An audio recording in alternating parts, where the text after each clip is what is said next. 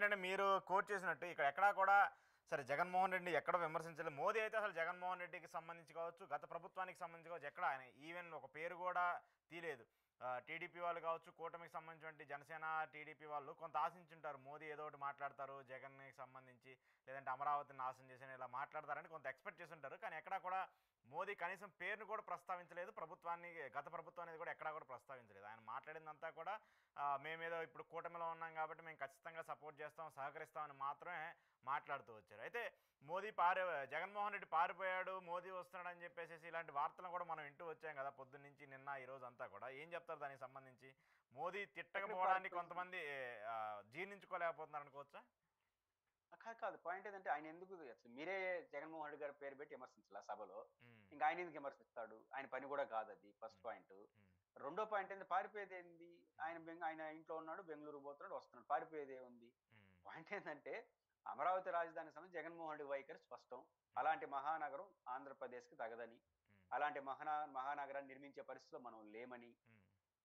కాబట్టి అది సరైంది కాదని ఆయన 3 రాజధానుల కాన్సెప్ట్ తీసుకొచ్చాడు. దాంతో విభేదించడం సమర్థం. ఆయన ఆయన వైఖరి స్పష్టం. హ్మ్. 3 రాజధానులు కరెక్టా తప్పా పక్కన పెడితే, అలాంటి మహానగరం ఫైనాన్స్ ప్రభుత్వమే చేయడం. మీరు చెప్పినట్టుగా సెల్ఫ్ సఫిషియెంట్ కాదు. హ్మ్. హ్మ్. ఇప్పుడు ఇప్పుడు హ్మ్. ఉదాహరణ ఇప్పుడు పెట్టిన ప్రతి ఖర్చు రాష్ట్ర ప్రభుత్వం, కేంద్ర ప్రభుత్వం పెట్టిందే. అవును. మరియు అప్పు చేసిందే. అది సెల్ఫ్ సఫిషియెంట్ కాదు. అది సాధ్యం కాదని మీద ఆయన చెప్పినాడు. సరే అది హ్మ్. రికార్డెడ్. ప్రజలు హ్మ్. రేపు చరిత్రలో ఏం జరుగుతుందో చూద్దాము. హ్మ్. మీకు అవకాశం వచ్చింది మీరు చేయండి. ఈ సందర్భంగా విచిత్రమైన విన్యాసాలు. అది మళ్ళీ ఇంకెవరొచ్చినా కూడా ఇబ్బంది పట్టకుండా చట్టబద్ధత కల్పించామంటున్నారు. అక్కడ ఆడ అనలేదు గానీ, ఈ రోజంతా టీవీ డిబేట్‌లు అదే. హ్మ్. ఏమని?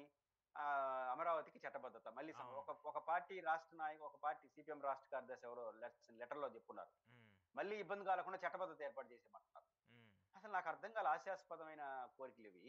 నా పాయింట్ ఏందంటే, చంద్రబాబు నాయుడు గారికి చట్టం చేసినప్పుడు రేపొచ్చి ఆయనకి చట్టం మార్చే అధికారం ఉందా?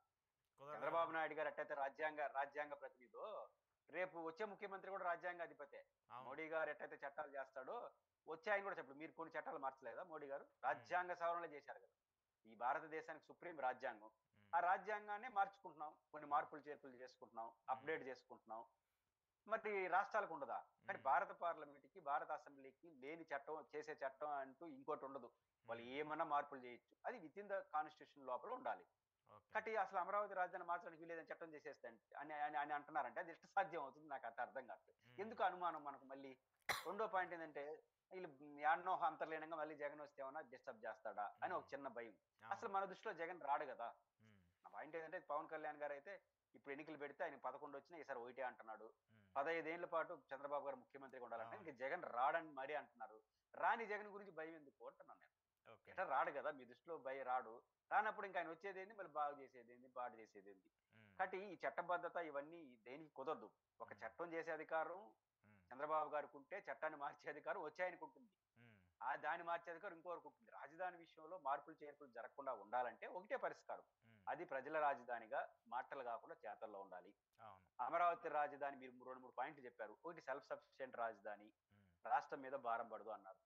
రెండోది కేంద్ర ప్రభుత్వం ఇతోధికంగా సాయం చేస్తుందంటున్నారు. హ్మ్. ఆడ నిర్మించే రాజధాని కారణంగా పెద్ద ఎత్తున రాష్ట్రానికి అభివృద్ధి జరిగిపోతుందన్నారు. హ్మ్. ఇది 4, 5 ఏళ్లలో రేఖామాత్రంగా చూపిచ్చండి.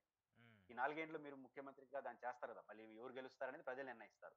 ఈ హ్మ్. 4 ఏండ్లలో అది సెల్ఫ్ సఫిషియెంట్ రాజధాని ఎట్టో చూపిచ్చండి. ఓ హ్మ్. మోడల్ మొత్తం ఒకేసారి జరగకపోవచ్చు.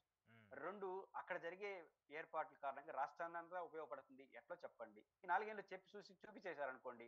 రేపు హ్మ్. ఎవరొచ్చినా దాన్ని మార్పులు చేర్పులు చేయలేరు కదా! అవును. కాబట్టి అది అమరావతి రాజధాని అనేది ఆచరణతో కూడుకున్న రాజధానిగా, అందరి రాజధానిగా ఉంటే దాన్ని ఎవరు డిస్టర్బ్ చేయరు. దానికి చట్టం ఏం చేయలేం. కానీ చట్టం చేసి ఆపుదామంటే అది కుదరదు. హ్మ్. కాబట్టి అది వాళ్ళు గుర్తించుకుంటే మంచిది. చట్టానికి వెసులుబాటు ఉండదు. చట్టం చేసినా కూడా అది చెల్లదు. మీకు చెల్లుతుంది. రేపు ఇంకొకటి చట్టం మార్చడానికి గ్యారంటీ ఉంది. మీరు మారుస్తారా? కొత్త హ్మ్. చట్టాన్ని మీరు చేసినప్పుడు కొత్త చట్టం చేసే అధికారం కొత్త ప్రభుత్వానికి ఉండదా? హ్మ్. కాబట్టి ఈ చట్టం కాకుండా ఏ ఇబ్బంది రాదు. ఎందుకో ఇట్లాంటి అనవసరమైన విషయాలు పోవడం అనేది విచిత్రంగా అనిపించింది. హ్మ్. కానీ ఒక పాయింట్ సార్, సరే ఇప్పుడు జగనొస్తాడా? లేదంటే చంద్రబాబు నాయుడు గారు దీనికి ఎన్ని తరాల పాటు ఉంటాడు ముఖ్యమంత్రి అనేది పక్కన పెడితే, అక్కడ ఉన్నటువంటి ఇప్పుడున్నటువంటి ప్రధానంగా రైతులకు సంబంధించి, వాళ్ళు ఉన్నటువంటి సమస్యలకు సంబంధించి 10 ఏళ్ల పాటు ఈ అంశాలన్నింటినీ కూడా వాళ్ళు ఇబ్బందులు ఫేస్ చేస్తూ వచ్చారు. ఇప్పుడు ఆల్రెడీ ప్రభుత్వం వచ్చింది. ఒక నెల ఆగితే ఈ నెల ఆగితే ఏడాది కూడా పూర్తయిపోయే పరిస్థితి వస్తుంది. సో, ఏడాది కూడా పూర్తవుతున్న తరుణంలో ఆల్రెడీ ఇన్ని వేల కోట్లు పెట్టి అక్కడ రాజధాని నిర్మాణం కోసం వాళ్ళు పనులు అన్ని ప్రారంభిస్తూ ఉన్నారు. కొన్ని కంపెనీలు వస్తాయి అంటున్నారు. ఇలా ఇలాంటి సచివాలయ సెక్రటేరియట్ ఇలాంటి హైకోర్టు లాంటి భవనాలను కడతామన్నారు. ఇవన్నీ ఓకే, ఇవన్నీ రాజధానిగా నిర్మించడానికి ఓకే.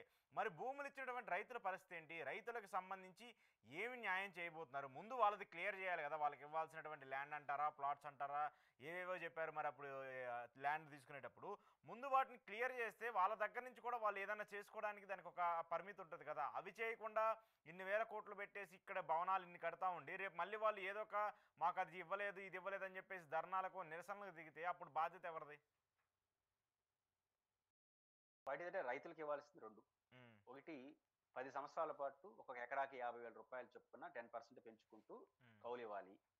అది దాదాపు అటు ఇటుగా ఇస్తున్నారు. ఉమ్, 2 ప్లాట్లు ఇవ్వాలి. ఒక ఎకరాకు 3 ప్లాట్లు ఇవ్వాలి. ఉమ్, ఒకటి కమర్షియల్ ప్లాట్, 2 ఒకటి కమర్షియల్ ప్లాట్, 2 హౌసింగ్ ఏరియాలో ఫ్లాట్స్. ఉమ్, అంటే 3 ప్లాట్లు ఇవ్వాలి.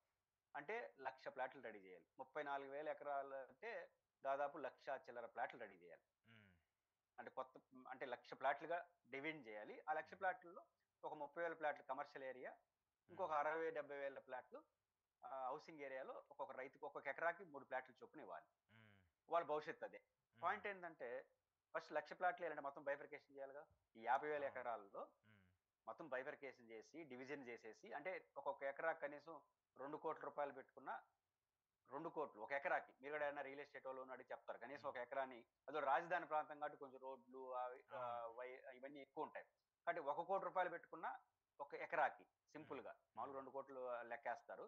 మీరు 1 కోటి రూపాయలు పెట్టుకున్న 50,000 ఎకరాలు చేయాలి. మీరు వచ్చి 30,000 ఎకరాలు, ఈ 20,000 ఎకరాలు కూడా చేయాలి కదా. ఉమ్, ఇప్పుడు అన్ని కలిసిపోతాయి. రైతుల భూములు అవేం ఉండవు, అన్ని కలిపి